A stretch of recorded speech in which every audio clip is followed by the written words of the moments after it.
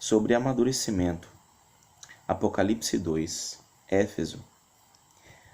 Ao anjo da igreja em Éfeso escreve: Assim diz aquele que segura as 7 estrelas em sua mão direita, o que anda em meio aos 7 candelabros de ouro. Conheço tua conduta, tua fadiga e tua perseverança. Sei que não podes suportar os malvados. Puseste à prova os que diziam apóstolos e não são, e os descobristes mentirosos. És perseverante, pois sofreste por causa do meu nome, mas não esmoreceste.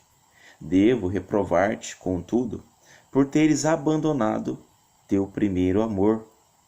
Recorda-te, pois, de onde caíste. Converte-te e retorna à conduta de outrora. Do contrário, virei a ti e, caso não te convertas, removerei teu candelabro de sua posição. Às vezes a gente conversa com algumas pessoas, e pessoas que fizeram parte do meu convívio, pessoas que eu convivi, que eu tive amizades, relacionamentos, e essas pessoas dizem ter amadurecido. E eu pergunto a Deus, será que eu não amadureci? Porque aquelas pessoas que abandonaram o serviço, que se afastaram de Deus, que não oram mais como antigamente, pessoas que impunham mãos e clamavam a Deus por cura, intercediam, rezavam, oravam, ferviam de fé, de esperança. Essas pessoas dizem ter amadurecido longe de Deus. E me perguntando, essa palavra veio me responder que o que elas acham ser amadurecimento, na verdade é esfriamento espiritual. Na verdade elas mudaram de conduta, na verdade elas se afastaram, na verdade elas estão esfriando e elas estão se enganando a si mesmas, dizendo que o esfriamento espiritual, o deixar de rezar, o deixar de acreditar, o deixar a fé morrer, isso é amadurecer. E muitas vezes a gente vê isso acontecer nas pessoas e elas não conseguem enxergar.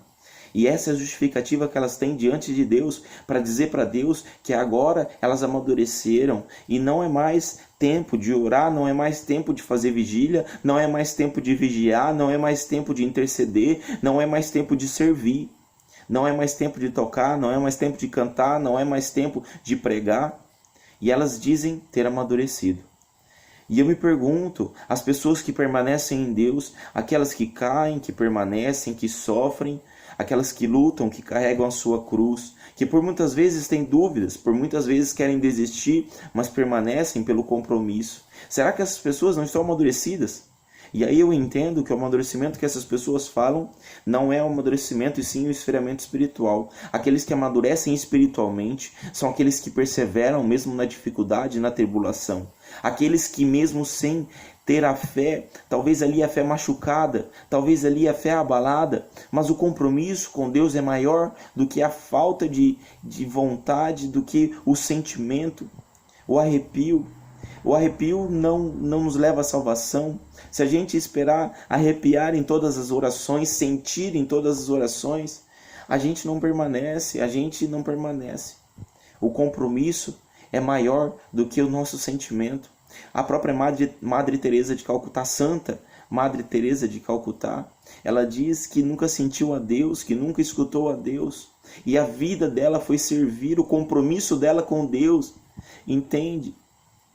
E muitas vezes a gente escuta isso, e a palavra nos diz: Éfeso, converte-te, pois senão, do contrário, tirei de ti a promessa que eu fiz. E é isso em Jeremias também, em Jeremias 18, logo após Jeremias descer a casa do oleiro. Ali também o Senhor diz a Jeremias: olha, o povo aquele a qual eu fiz uma promessa, se aquele povo não se converter, eu tirarei a promessa. E se aquele povo se converter, a promessa se cumprirá. Da mesma forma sobre o castigo que era enviado àquele povo, como o povo lá em Nínive, o povo que foi ali julgado, que iria ser destruído pelas mãos de Deus, a qual o profeta Jonas anunciou e o povo se arrependeu. Então Deus tirou aquele castigo daquele povo, porque o povo foi convertido. Então nenhuma promessa ela se cumprirá sozinha. ela depende da nossa conduta, ela depende da nossa fé, ela depende da nossa caminhada. E esfriamento espiritual não é amadurecimento. E se a gente esfria espiritualmente, a promessa que Deus fez não vai se cumprir. Porque aquele que desiste da promessa de Deus, aquele que desiste do serviço, aquele que se afasta de Deus, a promessa não vai se cumprir. A promessa é de Deus, mas ela precisa da nossa vontade, da nossa determinação, do nosso sim. A promessa para o povo de Israel era ser liberto dali do Egito, da escravidão, mas precisou de Moisés assumir o chamado. Se nós não assumirmos os nossos chamados, a vontade de Deus, se nós não realizarmos aquilo que é a vontade de Deus, que nós sabemos que é a vontade de Deus, as promessas não se realizarão. Não se realizarão. É o que Deus diz. É o que Deus diz ali.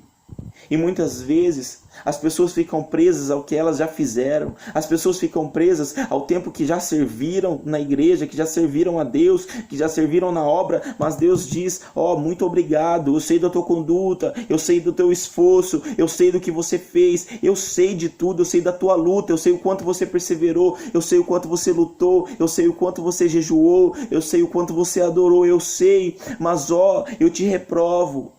Lembra do teu primeiro amor, lembra, porque senão a tua promessa vai ser perdida. Lembra do teu primeiro amor, porque senão de nada adianta você ter feito tudo aquilo, se agora você se esquece do motivo que movia o teu coração, do motivo que movia a tua vida.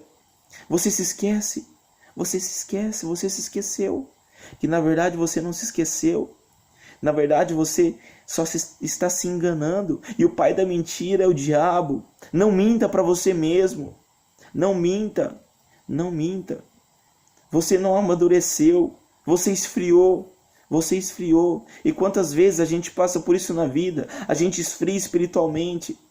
Mas a tentação, a resistência que temos que ter é de não justificar o nosso esfriamento espiritual, de saber que nós precisamos mudar, de saber que nós precisamos estar incomodados com esse esfriamento. Porque quando a gente não se sente incomodado, a gente se acomoda e a gente acostuma com aquilo ali. E a gente já deixa de rezar, a gente deixa as coisas para trás e a gente começa a justificar os nossos erros e as nossas falhas. A gente começa a justificar o porquê a gente não reza mais. A gente começa a justificar o porquê que a gente não tem mais intimidade com Deus. Se sinta incomodado com isso. Se sinta incomodado com o teu esfriamento. Se lembra do quanto você rezava. Se lembra dos milagres que já aconteceram pelas tuas mãos. Se lembra das conversões que já aconteceram pelos teus dedos tocando o violão. Se lembra pelas conversões que já aconteceram pela tua voz, cantando uma música, pregando, dizendo uma palavra. Não justifica o teu esfriamento. Não justifica diante de Deus. Assuma. Se sinta incomodado com a tua situação. Se sinta incomodado com o que você tem vivido. Se sinta incomodado por não ter mais intimidade com Deus. E deixa Deus fazer. Deixa Deus realizar a promessa. Você já foi ungido. Deus já fez uma promessa na tua vida. Não deixe com que Deus tire isso. Volte ao teu primeiro amor. Se lembre do motivo que levava você a se dedicar tanto, a jejuar, a orar, a virar madrugadas em vigília, a orar pelas pessoas, a dar o seu tempo, sacrificar o teu lazer para evangelizar. Se lembra o motivo. Se lembra o motivo que te impulsionava a fazer isso. Se lembra do teu primeiro amor. E volta. Porque existem almas que anseiam, que esperam encontrar Deus. E talvez a tua boca será a mão de Deus para chegar até essa pessoa.